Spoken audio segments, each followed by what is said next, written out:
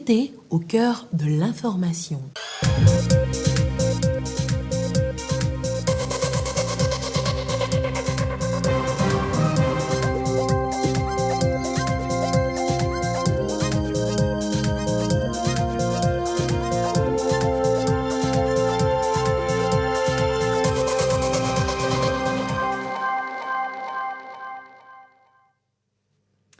Il est l'heure du journal sur la télévision togolaise. Madame, Monsieur, bonsoir. Et voici les titres de cette édition. Fin de la deuxième session ordinaire de cette année 2022 à l'Assemblée nationale. Et c'est parti pour 3 mois de vacances. Et on retrouvera les parlementaires à l'hémicycle en mars 2023. L'actualité est également marquée par cette bonne nouvelle pour les communes Golfe 5, 7 et Agouenivé 3. Elles reçoivent du matériel roulant pour la collecte, le tri et surtout le convoiement donc des ordures ménagères vers la zone d'enfouissement d'Akepe. À découvrir dans ce journal. Et puis en Chine, la fin de la stratégie zéro Covid a des répercussions énormes sur le pays. Les services d'urgence se sont débordés. Les contaminations ne cessent d'exploser dans le pays. Les détails dans cette édition. Voilà donc pour les titres. Il était question de justice militaire ce mardi à l'Assemblée nationale. Les députés avaient sur leur table le nouveau code de justice militaire modifié et le statut du personnel et auxiliaires des juridictions militaires. De quoi était-il question? Nous reviendrons en détail donc sur cette dernière session de l'année à l'Assemblée nationale dans le courant de cette édition. Et la loi de finances, justement, exercice 2023 a été votée par les parlementaires. La santé, l'éducation et le développement à la base sont en bonne place dans cette loi comme secteurs sociaux. Quels sont alors les montants alloués à ces secteurs dits sociaux et quelles seront justement les actions du gouvernement dans ces différents secteurs? Eh bien, Dodo Harry nous en parle dans le dossier de cette édition. Près de 20% de plus que l'année qui s'achève. Le gouvernement a haussé la barre des dépenses dans des secteurs sociaux. 623 milliards 400 millions de francs CFA, c'est le budget qui est prévu. Les secteurs qui tiennent beaucoup à cœur, la santé, l'éducation, le développement à la base. L'enveloppe santé en 2023 est à 127 milliards 100 millions de francs CFA. Le budget sera réparti entre plusieurs actions prioritaires. À l'heure où les contaminations Covid-19 reprennent en Chine et dans d'autres pays, le Togo veut renforcer son système de riposte d'urgence contre le Covid-19. Même si le taux de prévalence a considérablement chuté, la lutte contre le sida, la tuberculose et le paludisme reste une priorité. L'État prévoit investir davantage dans le programme d'urgence de résilience dans la région des savanes. Le programme déjà en cours est axé sur la construction des unités de soins périphériques, le renforcement du plateau technique dans certaines USP, la construction d'un nouveau CMS, entre autres. Les femmes enceintes et les nouveau-nés sont dans le viseur avec le programme Uwezu, dont ont bénéficié déjà plus de 350 000 femmes.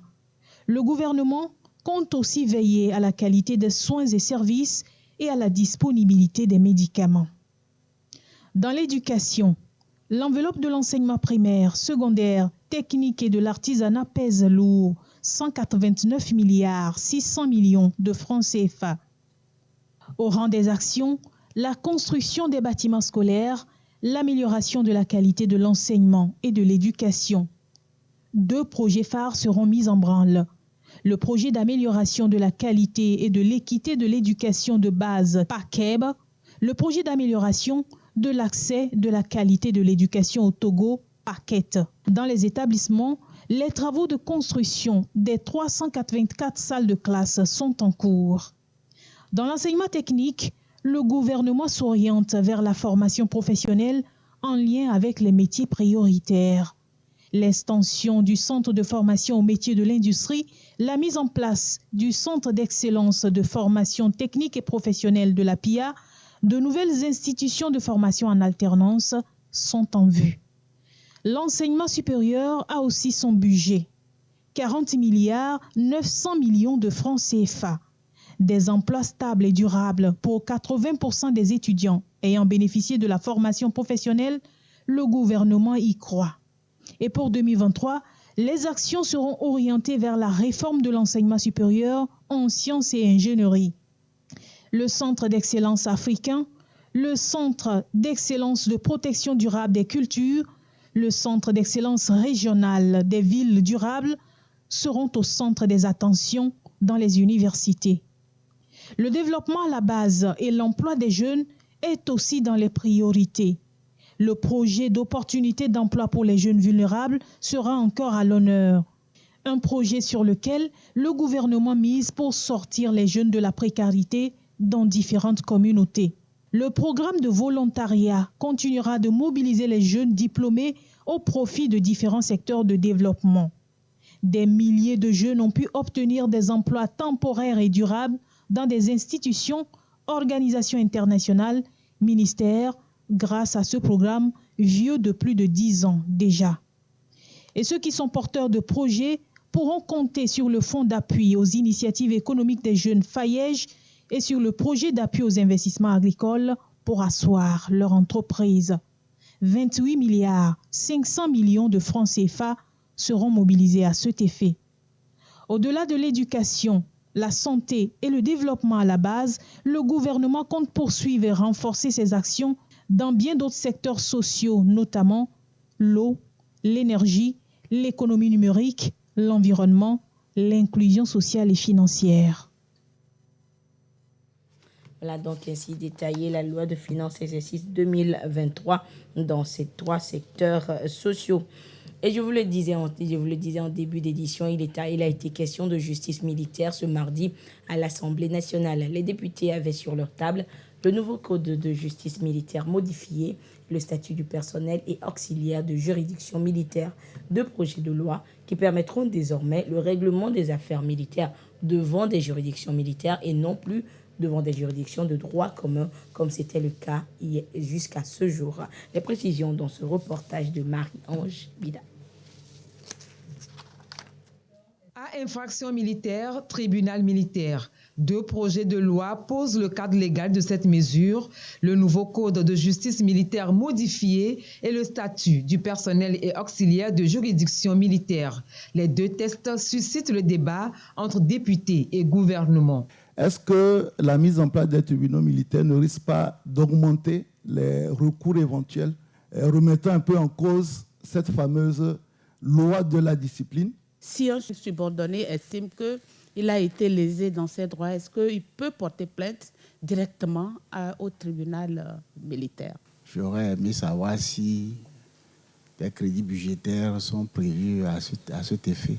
Je voudrais parler de cette préoccupation qui est liée à l'existence ou la création, la mise en œuvre des juridictions militaires qui peuvent entraîner, selon certains honorables, des plaintes complaisantes ou une multitude de plaintes devant les parquets militaires. Ah non, attention. L'existence des juridictions militaires n'enlève pas aux juridictions de droit commun leurs prérogatives. Non. Les inquiétudes aplanies, les discussions se poursuivent sur la modification de 34 articles du Code de justice militaire et le contenu du statut du personnel. Le premier détermine, entre autres, la composition du tribunal militaire et des membres des chambres correctionnelles. Le second mentionne les critères et conditions de recrutement du personnel des juridictions militaires. À la suite des consignes, la modification de la loi portant nouveau code de la justice militaire, soumis à notre appréciation ce jour, et la loi portant le statut des personnels militaires et auxiliaires des juridictions militaires deviennent pour nous un impératif. Le groupe parlementaire Union pour la République apportera son soutien au gouvernement. Le groupe parlementaire NET-PDP a toujours appelé à l'opérationnalisation des tribunaux militaires et nous nous réjouissons bien entendu de ces évolutions. Je demande au groupe parlementaire NET-PDP de voter en faveur. L'indépendance de la justice est l'un des piliers qui manifestent la démocratie, l'impartialité et la neutralité dans un État de droit. Le groupe parlementaire UFC ne trouve pas d'objection d'accompagner le gouvernement pour l'adoption de ces projets de loi. Les députés approuvent. Le vote de ces 2 lois conforte le gouvernement dans ses réformes de modernisation de la justice, encore plus aujourd'hui où le pays doit faire face à des défis sécuritaires. Nous nous souvenons tous que depuis 2005, Son Excellence Faure Essouzina Gnassingbé, président de la République, a lancé sur les fonds baptismaux le programme de modernisation de la justice togolaise.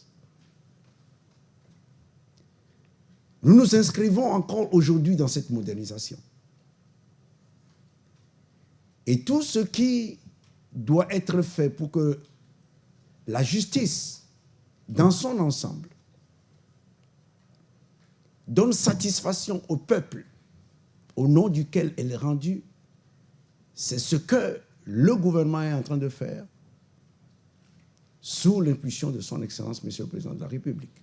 Pour la représentation nationale, ces nouvelles lois sont un pas de plus dans la bonne direction, celle de créer les bonnes conditions d'une justice militaire. La séance plénière de ce jour nous a permis de franchir une étape additionnelle et décisive pour la mise en œuvre de la loi portant nouveau code de justice militaire adopté en 2016.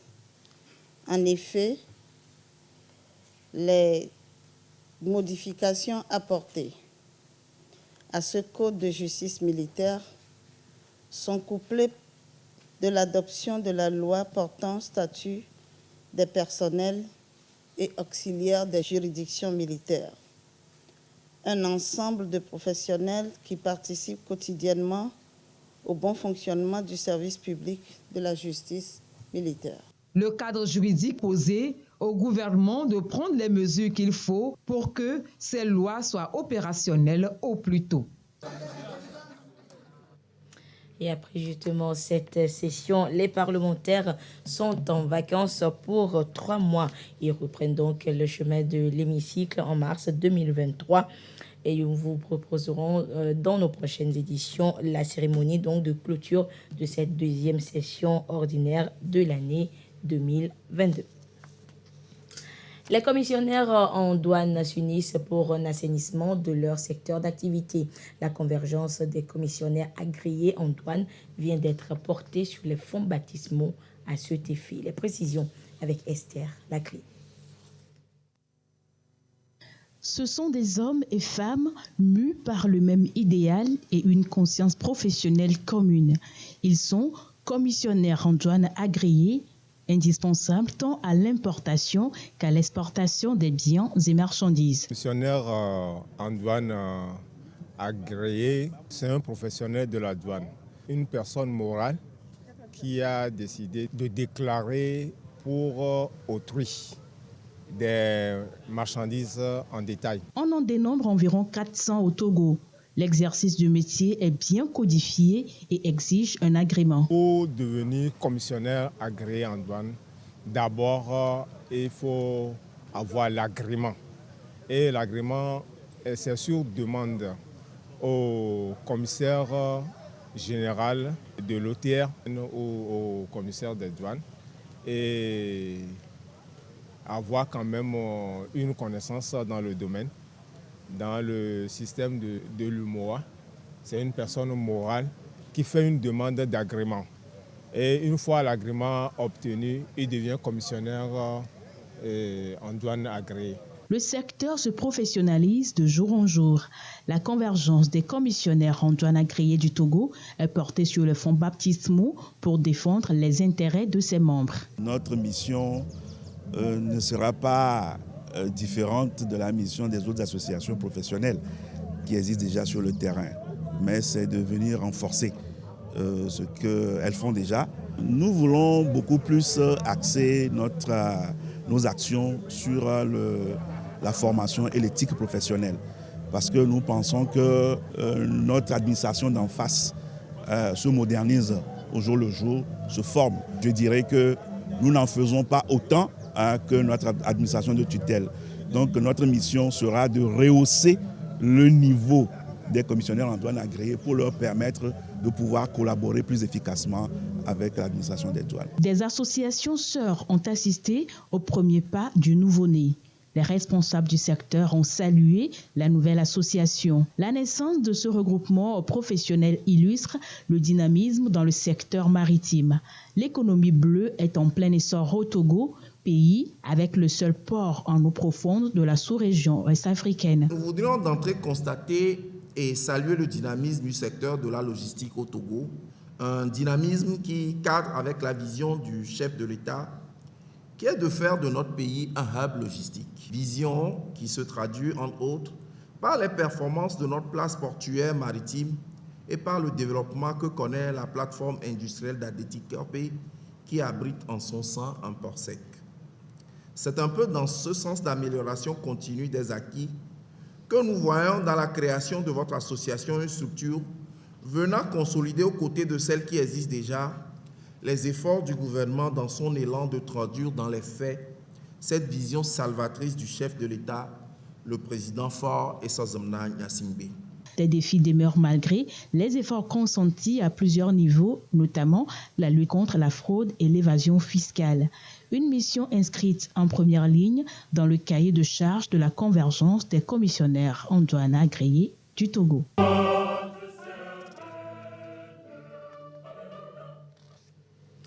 Dans l'actualité environnementale, conformément à la convention Ramsar sur les zones humides, le Togo a 4 sites inscrits sur la liste.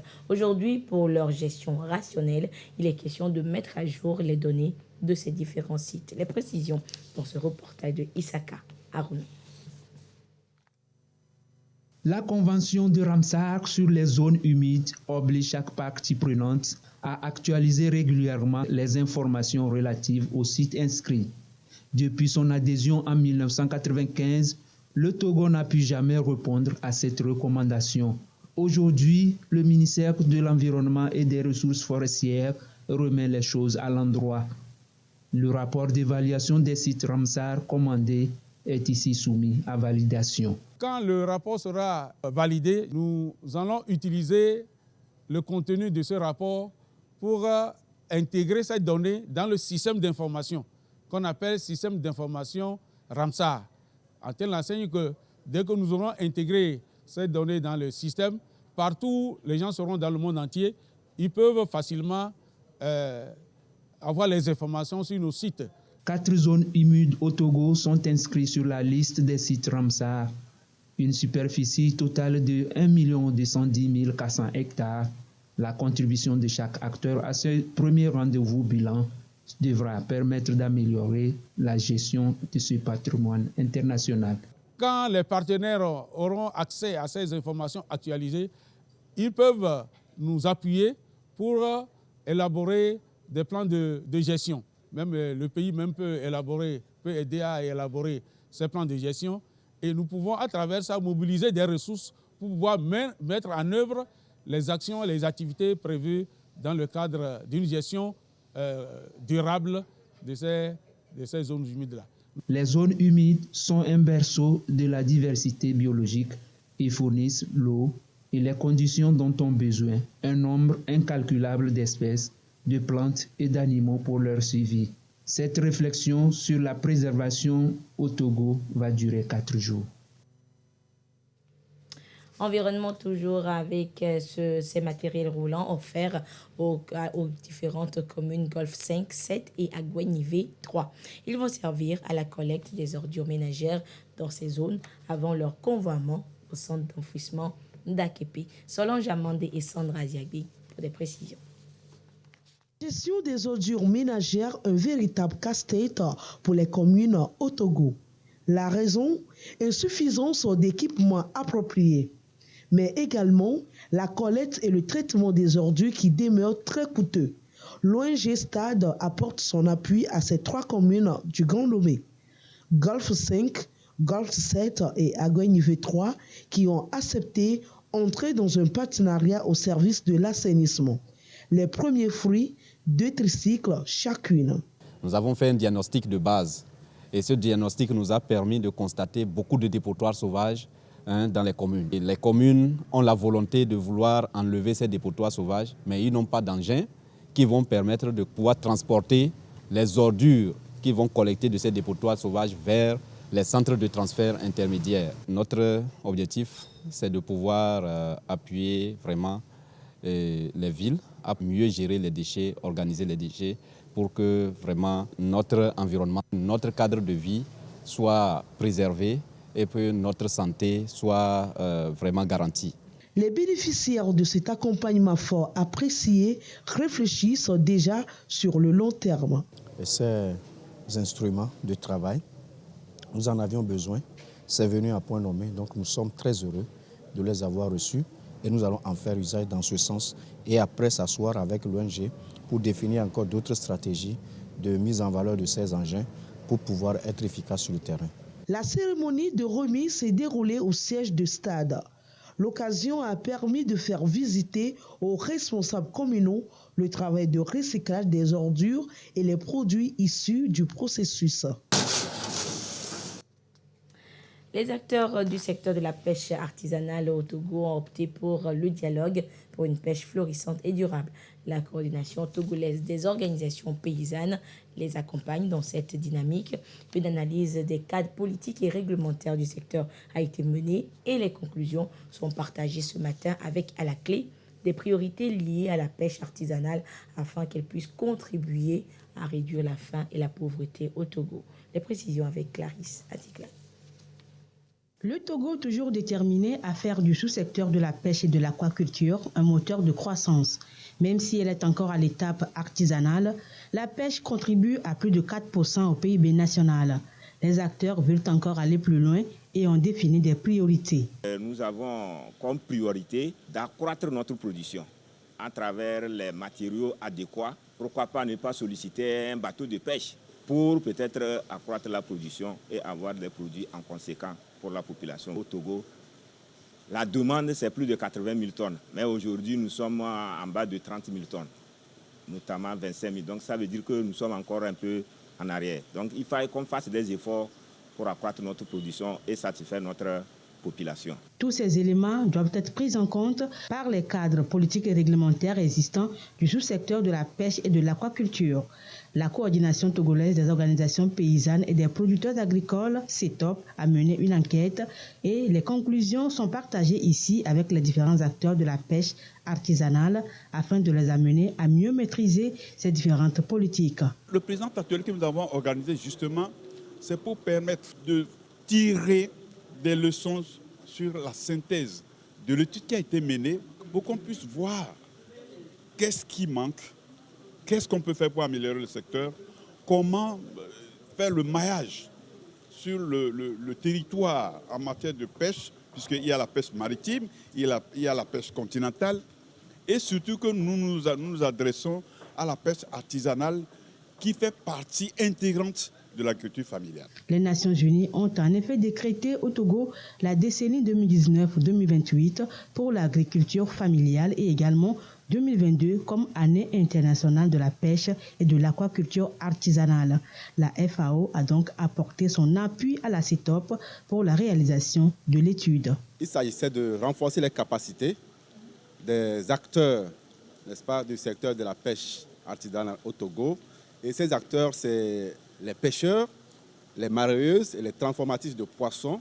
Et il s'agissait de les amener maintenant à mieux s'organiser et à mieux avoir un plaidoyer qui puisse les permettre de mobiliser les ressources. Il faut connaître maintenant les différentes politiques au niveau du pays qui mettent en œuvre cette dynamique au Togo qui est la pêche artisanale. Les pêcheurs, les mareyeuses, les transformatrices de poissons, bref, tous les acteurs de la pêche artisanale auront à puiser dans les conclusions de l'analyse des éléments pour rendre leurs activités de pêche plus rentables et plus durables. La langue arabe est en passe de devenir une seconde langue enseignée donc dans les écoles franco-arabes au Togo. Et il faut alors définir un programme de son enseignement, de sa diffusion donc dans ces écoles. Et l'Union musulmane du Togo a organisé justement un colloque à Lomé afin d'échanger sur ce programme test à venir. Des précisions avec Clarisse Atiké. L'enseignement de la langue arabe dans les écoles franco-arabes manque d'un programme bien élaboré. L'Union musulmane du Togo veut corriger le tir à travers un programme harmonisé pour toutes ces écoles. Mais avant, le programme test est examiné et discuté à ce colloque par les acteurs d'encadrement. Quand il n'y a pas de programme pour un enseignement donné, c'est la porte ouverte à n'importe quoi. Il faut recadrer l'enseignement de la langue arabe pour que les enseignants puissent avoir le temps de préparer les cours, de suivre un programme, c'est-à-dire organiser leur enseignement sur toute l'étendue de l'année. C'est à partir de l'harmonisation ou à partir des écrits, à partir du programme test, que le test adopté peut être diffusé et enseigné dans ces écoles arabes. La langue arabe prend de plus en plus de l'ampleur eu égard aux relations diplomatiques. Le Togo compte au total 224 écoles franco-arabes sur son territoire. Les apprenants passent les examens du CEPD jusqu'au bac 2 avec l'arabe comme matière facultative. Pour l'Union musulmane du Togo, l'arabe doit devenir une langue d'enseignement tant dans les écoles franco-arabes que dans les écoles coraniques. Ce que nous voulons par rapport à l'existant, c'est de pouvoir améliorer l'enseignement de l'arabe. D'abord dans les écoles franco-arabes, ensuite dans les écoles coraniques. Il faut rappeler que les écoles franco-arabes sont reconnues par l'État togolais parce que ces écoles-là suivent le programme de la République togolaise, contrairement aux écoles coraniques qui ont leur programme en dehors du programme de la République du Togo. Seulement, ce qui nous intéresse, c'est comment s'organise l'enseignement dans ces établissements-là. Cette ambition de l'Union musulmane du Togo est partagée par le ministère des Enseignements primaires, secondaires, techniques et de l'artisanat.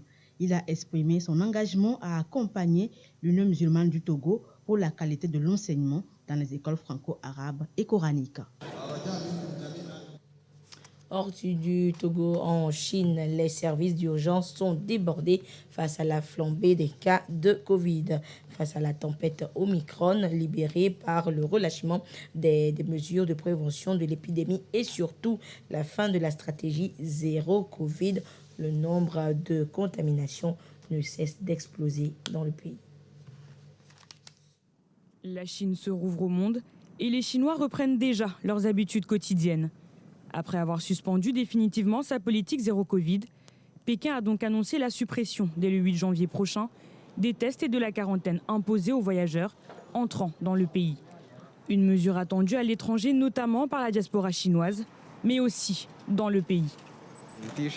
Les étudiants à l'étranger pourront rentrer chez eux. La situation s'est améliorée. Tout le monde a déjà été testé positif une fois, donc je pense que cette politique est plutôt bonne. Je suis assez surprise. Quand le pays a rouvert, je savais qu'il pourrait y avoir un jour comme celui-ci. Les projets de voyage reportés il y a 3 ans vont enfin se réaliser. Pourtant, la réalité est tout autre. Depuis la levée de la politique zéro Covid, les contaminations explosent avec des dizaines de millions de nouveaux cas chaque jour. Conséquence, les hôpitaux sont surchargés et les médicaments manquent dans les pharmacies.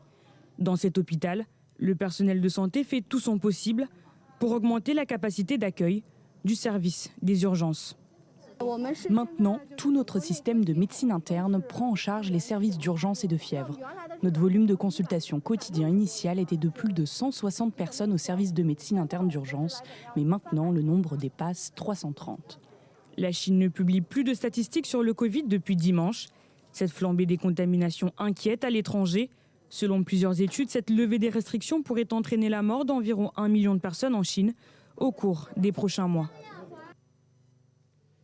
Retour en page nationale pour vous dire que la coopération entre Lomé et Tokyo se renforce davantage.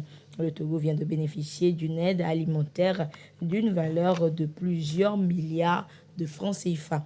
une aide donc en tonnes de riz blanc qui permettra donc au pays de renforcer son stock et de répondre ainsi plus efficacement aux demandes de la population. Le compte rendu de la remise de cette aide alimentaire avec ce reportage de Abidé Niazimbe. À bord de ces Fairwind Legion, plus de 2700 tonnes de riz blanc d'une valeur de 350 millions de yens, soit environ 1,750 milliards de francs CFA. Une assistance, fruit d'une bonne coopération entre le Japon et le Togo. Le pays membre du projet Kennedy Round depuis 2008 reçoit ce céréale comptant pour l'année 2021. Des sacs de riz qui constituent un appui au gouvernement dans le renforcement de la sécurité alimentaire. Le projet KR rentre dans le cadre de la coopération financière non remboursable avec le Japon, qui consiste à mettre à la disposition des pays en voie de développement des céréales, notamment le riz et le blé, pour permettre à ces pays de subvenir à leur sécurité alimentaire.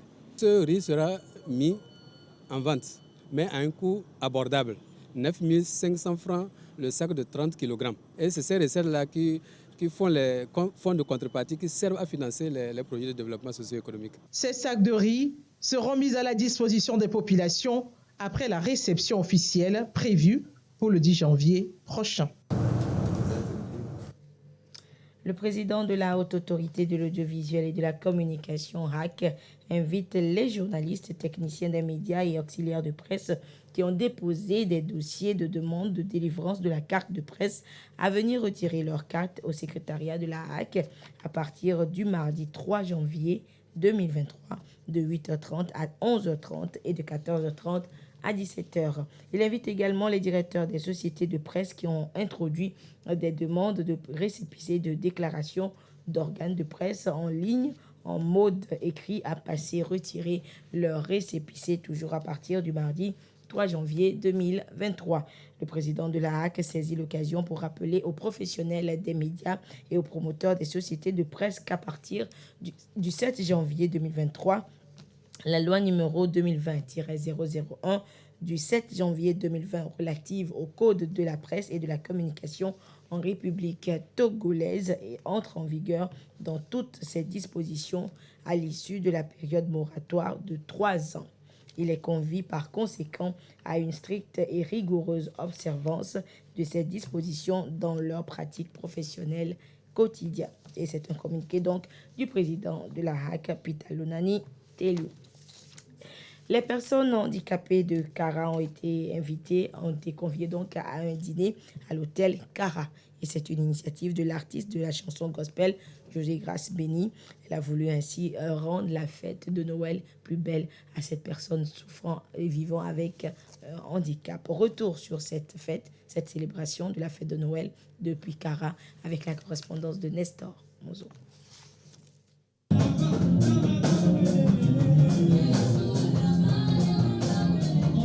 La fête de Noël, organisée à l'endroit des personnes handicapées de la ville de Kara, dans une ambiance gospel.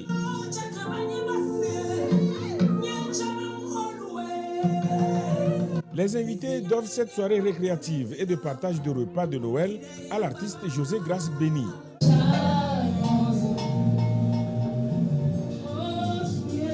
José Grace Béni explique son action par une inspiration divine.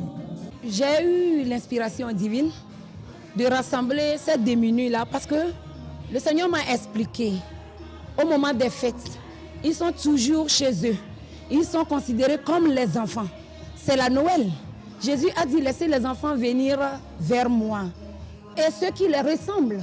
Et donc, comme ils sont marginalisés, ces personnes-là, le Seigneur a mis sur mon cœur de les inviter pour pouvoir les égayer et leur offrir un repas.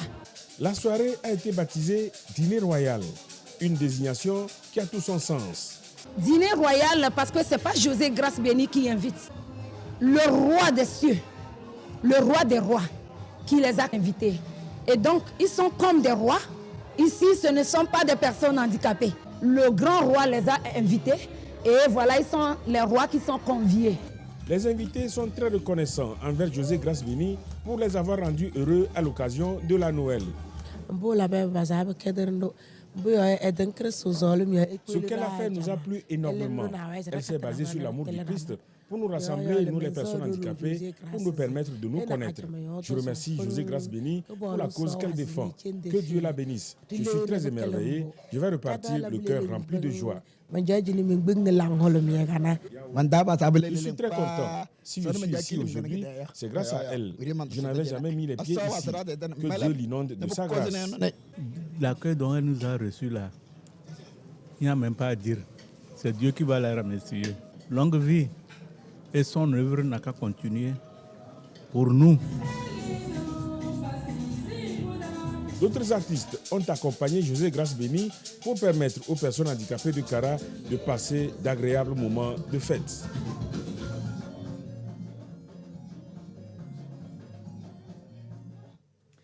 Et voilà, ainsi se referme cette édition. Merci de votre fidélité à la télévision togolaise. Merci à tous ceux qui nous ont suivis, notamment du côté de Kara. Excellente suite de nos programmes.